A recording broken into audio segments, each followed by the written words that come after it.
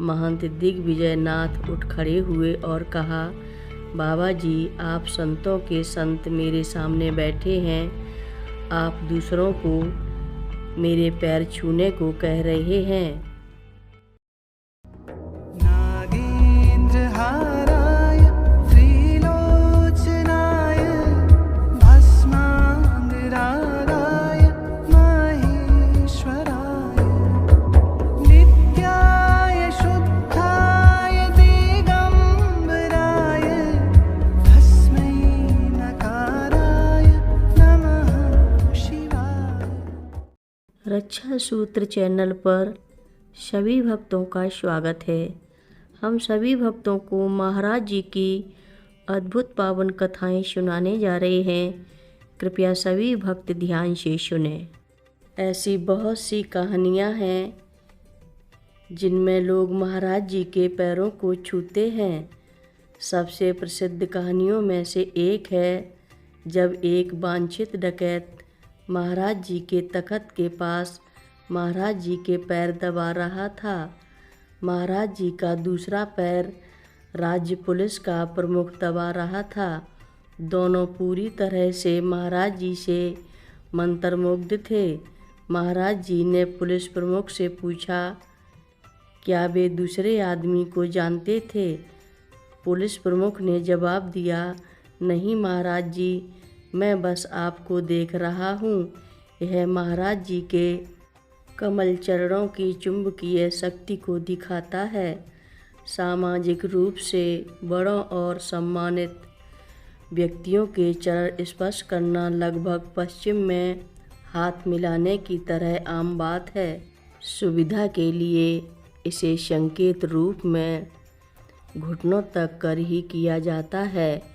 गुरुदत्त शर्मा जी ने मुझे बताया था, जिस व्यक्ति के पैर छुए जा रहे हैं उसे लाभ प्राप्त नहीं होता।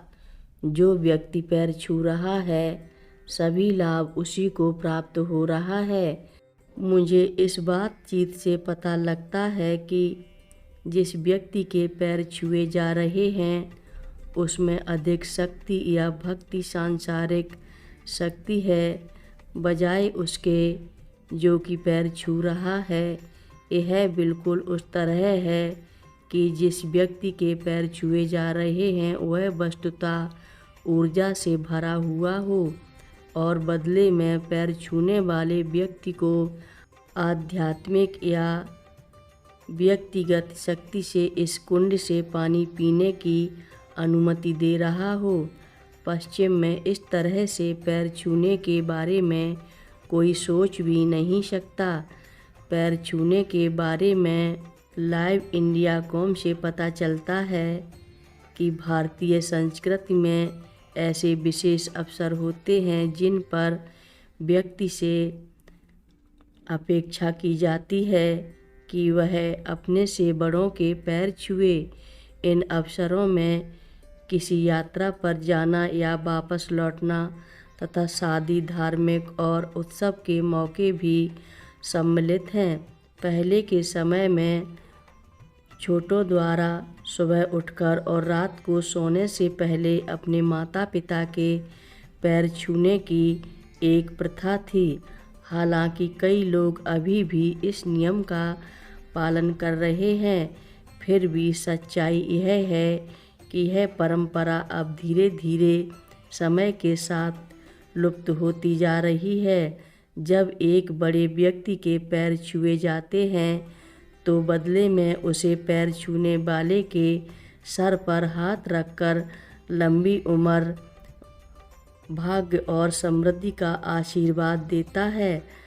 दिलचस्प बात यह है कि यह पैर छूने का समय कुछ अवसरों पर बढ़ता जाता है। उदाहरण के लिए कई लोग मंदिरों में देवताओं के आगे दंडवत करते हैं या आध्यात्मिक और यहाँ तक कि राजनीतिक रूप से उच्च पद वाले व्यक्तियों के आगे भी पैर छूना भारतीय संस्कृति और परंपरा का एक अभिन्न हिस्सा है और लोगों द्वारा इसका पालन न किया जाना अशिष्टता मानी जाती है। दादा इस संबंध में कहते हैं, गोरखनाथ संप्रदाय के प्रमुख एक सुबह कैंची आए। गोरखनाथ भारत में साधुओं का एक बहुत बड़ा संप्रदाय है और इसके प्रमुख एक बहुत शक्तिशाली और प्रभावशाली आदमी थे। वे आए और बाबा जी के कमरे में बैठ गए। बाबा जी ने मुझसे कहा, दादा महंत दिग्विजय नाथ एक महान संत हैं, इनके पैर छुओ। मैंने वैसा ही किया। जब कुछ अन्य लोग आए, उन्होंने उनसे भी महंत दिग्विजय के पैर छूने के लिए कहा। जब महाराज जी ने तीसरी बार यह कहा, महंत दिग्विजय नाथ उठ खड़े हुए और कहा, बाबा जी, आप संतों के संत मेरे सामने बैठे हैं, आप दूसरों को मेरे पैर छूने को कह रहे हैं। हर रोज़ महाराज जी की कथाएं सुनने के लिए रक्षा सूत्र चैनल को अवश्य सब्सक्राइब करें, शेयर करें और लाइक करें। घंटी बजाना ना भूलें। कमेंट बॉक्स में लिख भेजें, जय नीव करोरी बाबा जी महाराज। बोलो नीव करोरी बाबा जी महाराज की जय बोलो।